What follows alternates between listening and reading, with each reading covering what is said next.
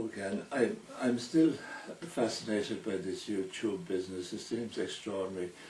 You know, like when I was young, when I was growing up, of course, there was nothing like that, or even radio was a sort of a distant possibility as far as I was concerned.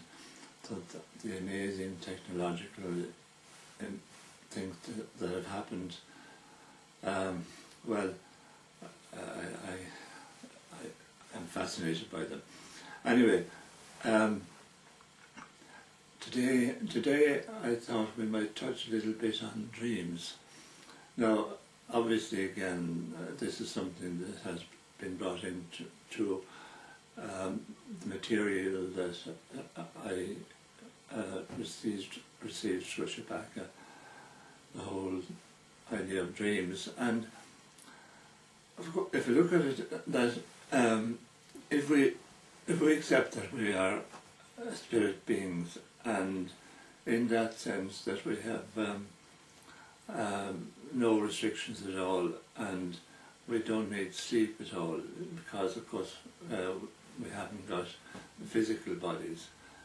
So when we come into Earth, then we come in and we're confined within these physical bodies and the physical situation, and all that goes with that, and then the body needs sleep. So that was built into the whole grand design, because it would be a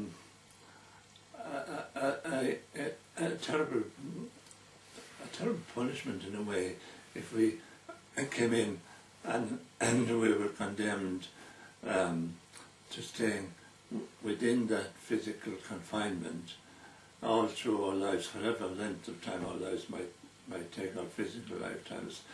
So the design was marvellous in the sense that it allows us to get away from time to time, that because the body needs sleep, then we can move off on our travels, whatever we like to call it, the soul or whatever we are, you know, that we move off and we have all sorts of different experiences. Some people call that astral travelling, it doesn't matter what we call it. And in that we meet up with perhaps people who have passed on, or indeed we can meet up with our guides, or we can do all sorts of different things. But usually we don't remember them when we wake up. And that may be just as well too, because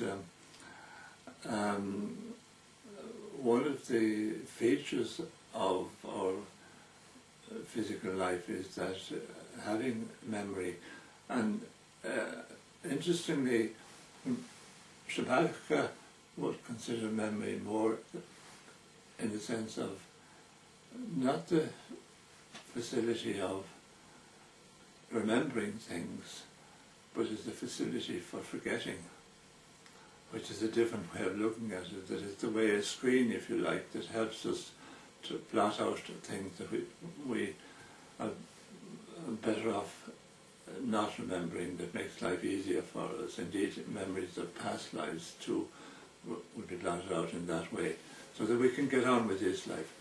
But sometimes we do remember, and we have these experiences in dreams. Now, dreams have been analysed, and there are all sorts of things written about them and so on, and they have all sorts of different purposes.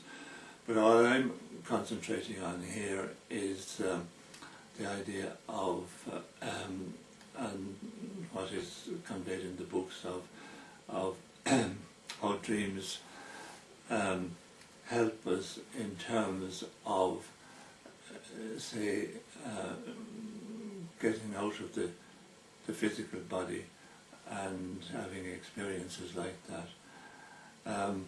Now, just a little personal experience. When I got into this very early on, and I was having all sorts of doubts and questions and so on, and I remember very vividly a dream that I had, that I was standing near a gate, and Buddha was at the gate and holding the gate open. Now, I noticed Buddha, not that I had anything about Buddha in particular, nor do I. I admire perhaps a lot of things about Buddhism, but I have no particular adherence to any religious tradition. In any case, Buddha was holding the gate open, and what seemed like thousands and thousands and thousands of people coming up towards the gate, but most of them were passing by and ignoring him, not seeing him at all. There was a small number of people going through the gate, and after a while, and I said to him, how is it that you're so patiently holding the gate open and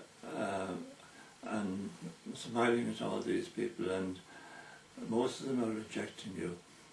And the answer I got is because that is what I am. That's what I am. I am unconditional love, that I have to be that way, and I continue to hold the gate open till everybody comes back through it.